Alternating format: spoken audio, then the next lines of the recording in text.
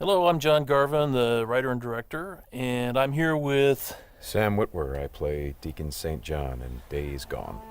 Yeah, and we're here to talk about the alternate path demo. So we did 2 demos for E3 this year. One you guys saw at the media showcase, and this one we showed behind closed doors on the floor at E3. And so for the first time, we're releasing it online so that everybody can kind of take a look at it. I thought I'd just talk a little bit about, what the differences are, and just kind of just show you what we were trying to accomplish this year. Yeah, I mean, the most obvious difference so far is the last one was nighttime during the rain, and this is daytime during the snow. Yeah, and it's not just cosmetic, and I think that's one of the things we really wanted to emphasize, because this time we're showing sort of a day in the life of Deacon. You see he's on the drifter bike here. We wanted to show a little more of the bike riding and how the weather can kind of impact that. So we have this drifting mechanic, right? You see him kind of slipping and sliding around a little bit. Changes the handling of the bike. That's really interesting. Now, there were wolves there last time, John, and these wolves would pursue you down this road, and then Deacon had to turn his back, shoot a wolf, and he got clotheslined right up there, didn't he? Yeah, exactly. So this time you see that he wasn't being chased by the wolves. That's a dynamic event that can that can happen or not. It just depends on when you're playing the game. Interesting. And this time Deacon saw the ambush and he was able to avoid it. So he kind of comes up and around and behind them. So does weather impacts whether these creatures show up or not in daytime, nighttime, all that stuff? Yeah, absolutely. So especially the freakers, they come out, they're mostly nocturnal, but they will come out as the weather gets colder. They become stronger in the cold. Right. And so that will, again, kind of change up the way the game plays. That's very, very, I kind of love that you decided to do this as a demo to show 2 completely different iterations on the same exact mission in the game. Yes, exactly. So we wanted to have, the job is basically the same. Deacon hears that his buddy's in trouble, rides out to save his life. And, as you can see here, this is a completely different experience from what we showed in the first demo. In the first one, Deacon gets clotheslined, and it sounded very painful, by the way. Oh, speaking of painful, okay, so the combat in this game is fairly brutal. John, you want to talk about that a little bit? Well, we just wanted to make it as realistic as possible. So, yeah, we're not holding back on that at all. And Sam's done most of his own stunt work for this. And I can tell you that when we're on the performance stage and we're capturing that stuff, we just try to keep it real, right? Right. Well, right. There was sort of a decision made at some point. I've been on the project for 2 or 3 years now. Yeah, I think 3 years. And so early on, I think there was a more, what were we? It was more Kurt Russell and sort of a two-fisted thing, and then it turned into, hey, let's take this quite seriously. And what that required is a lot more. Taking this combat stuff and showing the horror of the violence that happens and it were this type of circumstance to take place. I mean, realism, weirdly enough, is the thing we keep going back to when it comes to not just the stunts, but also the performance style. I think, it was very important that it doesn't seem like a bunch of actors, saying lines. It was all very incidental. And we wanted the world to sort of reflect that as well. So you saw there that, Deacon broke into that emergency vehicle and found some supplies. So this is what we're calling our survival vision. So you saw that earlier when he was looking at Manny's bike on the ground. Mm-hmm. And it's just kind of a way of seeing tracks in the world and sort of imagining what might have happened. Mm-hmm. And here I just wanted to point out that you're seeing in this part of the demo that there are freakers there. There weren't there before because it wasn't snowing. It was, and it was getting lighter out. It wasn't getting darker like it is. And so, it changes up the way you can play through the level. And what is this? We call this the meat wall. The meat wall. Yeah, and it's not just there, to make the guys who put them up to seem evil. They're there for a purpose because, again, freakers are living creatures. They eat. That's their primary thing. They want to eat. And so you hang these dead freakers up, and any freaker, rather than coming into their camp like you see here, they would actually stop and snack. Yeah, exactly. Yeah.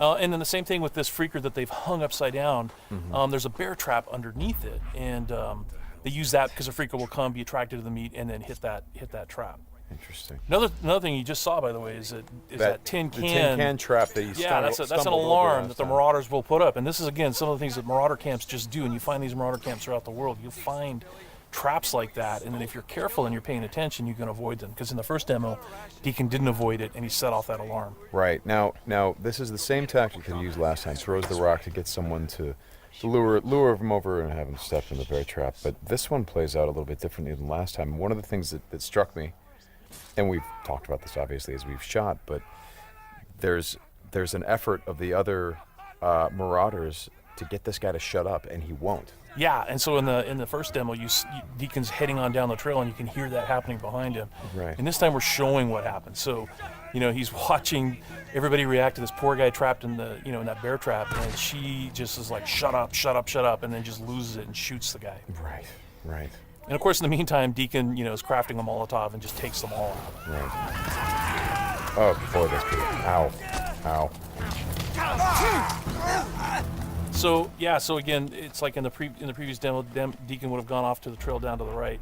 This time he's going to head this way. He follows the tracks, and comes under a sniper attack. Now let me ask you something about the survival. Okay, there's a sniper attack coming, but the survival vision is, if you don't say upgrade your survival vision, can you miss clues? I mean, are there things that you would get if you upgraded your survival vision that would help you complete the mission better? Exactly, and you have to, we have a whole skill tree, and it's all tied to the experience that you can earn as you're just playing through the game, and then you can upgrade those things. What's happening here? We got a freaker tied to a tree. Yeah, so this is another type of trap that Marauders will set. They will set, they will basically chain freakers to the perimeter of their camps, and they use them as kind of an alarm system. And then that, you saw that Marauder there. He was just tormenting the poor freaker, and then so Deacon kind of takes advantage of that. Well, and you think for a moment that Deacon is the guy. He's sort of helping the freaker by getting the guy that taunted him. Is like, no, and then he's going to take the freaker out right afterward. Exactly. And this is a bit of silent sniping using the crossbow. Yeah, so this whole sequence at the end plays out very differently. In the first demo, you saw Deacon use a swarm. He weaponized a swarm, lured them into the camp, and then they kind of did the work for him. There's no swarm in this run-through. Right. So the player really has to go in and use what we're calling our strategic sandbox combat, and that's just, stealth mechanics and setting and using traps, whole arsenal of weapons. You see there's a variety of weapons that Deacon's going to use through this, including the crossbow. He crafts his own bolts. And he's got to figure out how to get up to Manny, just using his combat skills instead of doing it strategically. So straighten me out. Those bonfires, were those there in the previous demo? No, they weren't. Right. So that's another big difference. Is that if you come here during the day, it's like in the media showcase demo, there was like kind of a fight club thing going on. Right. They were punching each other, and everybody was just sort of getting into it. Nobody's really paying attention to what's going on. Yeah. And now it's getting dark and it's cold out. So they've built these bonfires. So. And again, it's not just a cosmetic change in the way the... Well, it's cold, right? Yeah, it's because it's cold. They have to build some... So it changes the way the Marauders behave in the level. Mm-hmm. Well, that's very... Again, this is part of the reason why I love that you did this as a demo, because the behavior of all of these things, not just the freakers, but the Marauders, everything, there's a logic to it. You can track why they're doing the things that they're doing. And you can use it to your advantage in the gameplay. That's kind of what I like about this so much. And that's really what we wanted to showcase this year, is that it's an open world game, and everything you see around here. And again, we're only playing this two different ways. You saw that waterfall way up there off in the distance. There's a bridge that goes in front of that. If you had a sniper rifle and enough ammunition, you could have driven your bike all the way up there. There's trails that go all the way up there. And you could have used your sniper rifle to take out this entire camp, because it would have taken them a while to figure out where the shots were coming from and to get to you.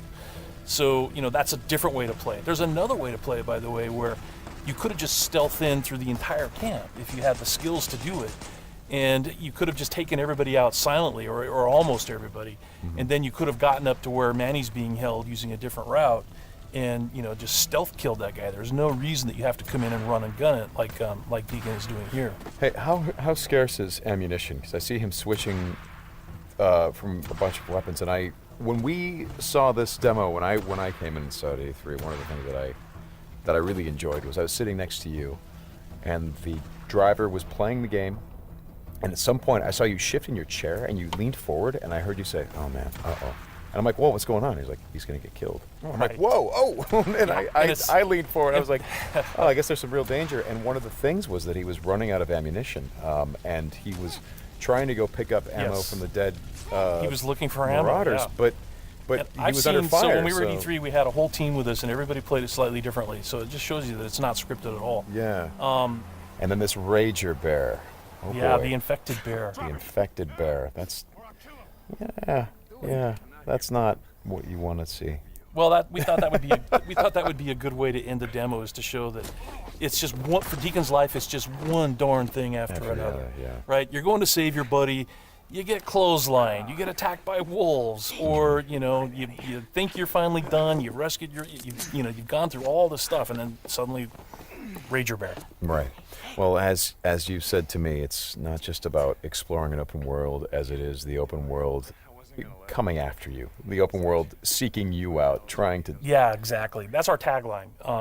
In Days Gone, you don't have to go seeking out trouble. The world comes for you. Trouble.